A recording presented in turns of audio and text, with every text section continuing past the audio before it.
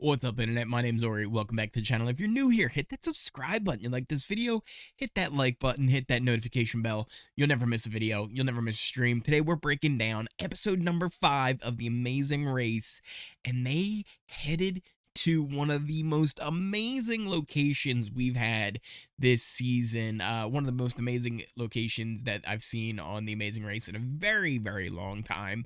First time ever that they've been to this place on The Amazing Race, Jordan. It was just spectacular. The visuals of the sand dunes, and when they went to Petra later on in the episode, there was just so much really cool stuff going on that I really enjoyed everything as far as how it looked.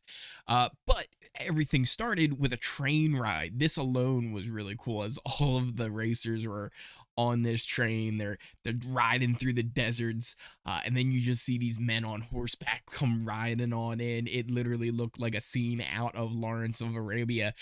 Just super cool. It was a movie scene, and that's kind of a theme they used throughout the episodes, referring to things like, Lawrence of Arabia, which we just mentioned, Indiana Jones. I think they said Transformers was filmed in these deserts. So really cool stuff.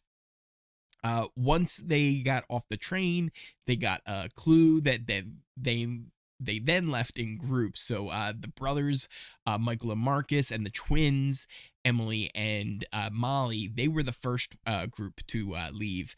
And the brothers gave their really interesting little philosophy. It's like a little acronym they have, CAR, for being, not getting complacent, adversity, so persevering and getting past that adversity when they do have that happen to them, and resiliency, and just keep on going when they make mistakes, that they don't quit and they kind of just keep on moving. So they kind of explained that. I was like, all right, car, I get it, cool. Emily and the twins, when they were running through the sand dunes, Emily kind of hurt her thigh, and that ended up kind of hindering her through this leg of the race when she was running in the sand. Hopefully it doesn't hurt her too much long term in the race. That would kind of suck to end up getting an injury like that, and that being what ends up costing you time. Now, the first roadblock here that they had to do, the first little thing, was to who wants to test their metal, and they had to search through the sand using a metal detector to find this piece of a crashed spaceship kind of movie scene. Again, kind of going back to this location being used for a lot of filming of different Hollywood movies, so it was kind of cool. Marcus ends up finding it really quick. He uses kind of a strategy of kind of marking where he goes so he doesn't double back. He gets his pretty quickly, and they're off to Petra. So what an amazing location here. It's actually one of the 7 new wonders of the world, Petra. So just super cool. This is one of those locations that they'll have on The Amazing Race where, like, if I ever had the chance, or if I ever had the opportunity to go, I would love to do it. It's just breathtaking. The views of this location, really cool. The twins were able to set off actually before the next group even arrives at the roadblock. So they both kind of have a pretty good lead over everybody as well. Quentin and Maddie got out of there pretty quickly. Lewis seemed to find a lot of buzzes as he was heading around, but didn't actually find the piece that he was looking for. But they head off just as Will and Abby get there, and when the final group actually just sets off. Abby finds her piece right away as the others show up. So Derek comes on in. Actually, he ends up tripping and falling, but he does end up getting it quick because he's kind of running on through. He was saying how that's probably just, the easiest way to do it. Just get through it, right? So most of them are in the middle. Just kind of keep on running and try and do your best.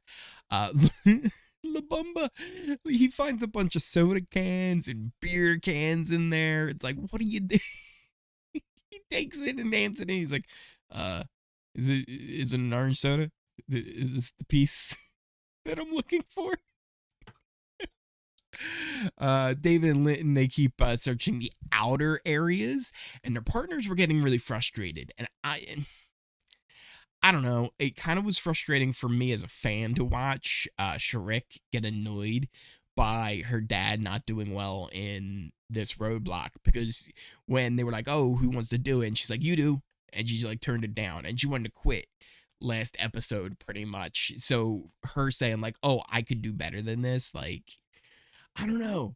It just made me a little annoyed to watch that. Like, Linton's out there doing his best. He's always kind of, trying to support her as much as he can. And then for her to be like, oh, it's obviously in the middle. Like, you should be doing this. You should be doing that. It's like, all right, well, you know what? If you think you could have done better, you should have done it. You should have done this roadblock. Not let your dad do it. Instead, when you got the roadblock opportunity last week, you were pretty much succumbing to your anxiety, saying you wanted to quit. I don't know.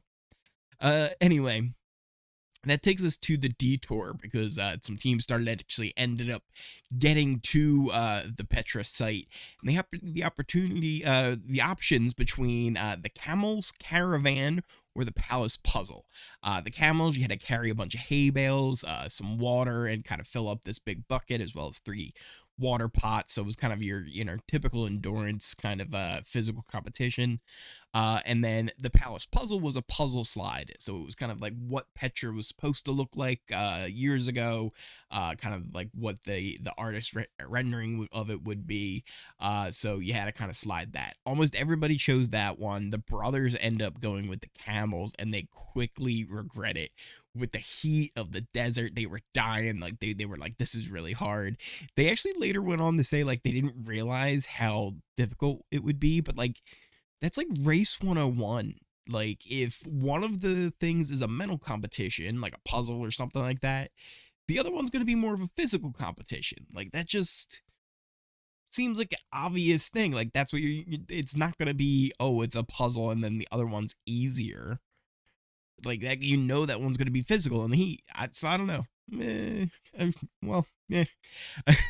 the puzzle, the Team Miami, they crushed this puzzle. They did really well, and Derek and Claire did really well with this too. They were kind of just behind them before the other groups even got there, because Emily and Molly, they ended up getting a little bit lost. They ended up going up these like stairs. They were asking for directions. They were like, oh no, it's back the other way. So they were having a bit of trouble. Plus, with Emily having her little bit of a thigh issue, it was kind of slowing her down. The bros actually get on out of there pretty quickly, considering how much of it was kind of a struggle for them with the heat.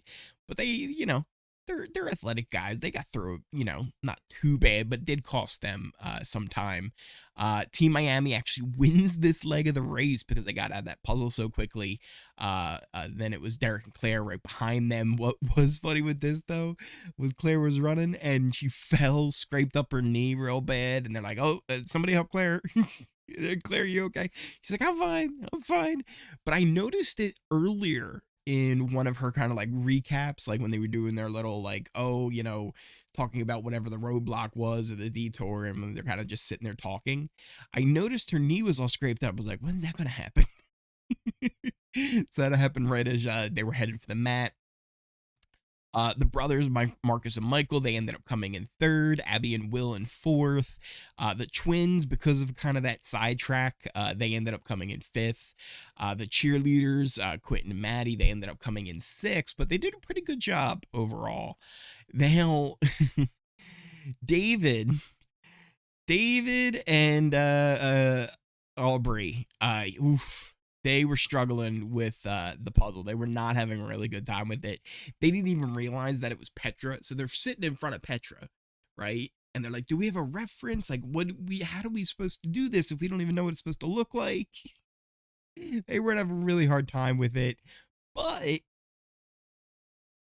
they got a little lucky because Linton and Shurik, they ended up choosing the camels, and Shurik kind of suggested, she's like, oh, why don't we do the puzzle? And Linton was the one to decide, like, hey, I think camels might be easier.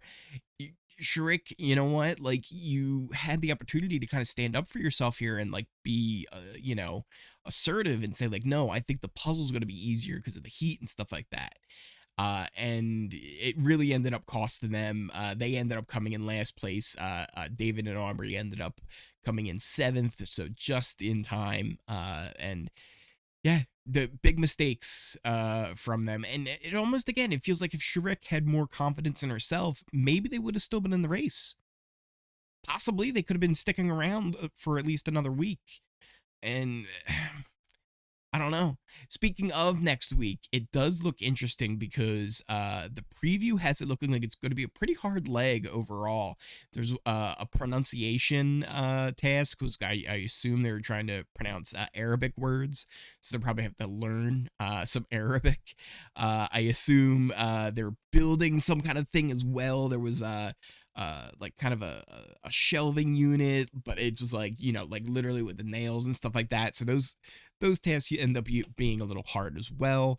And then also we saw some sword dancing in the preview, but then the biggest shocking thing of all, and I'm not 100% sure how this is going to work, we saw Phil on kind of a FaceTime video on a phone saying to what we assume is one of the teams, but I guess maybe it could be even just a member of production or something like that.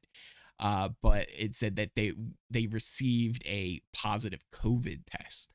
So how is that going to play out? If it's a team, are they going to just be eliminated? I don't know how exactly they're going to work that out with the rules and what their COVID protocols are.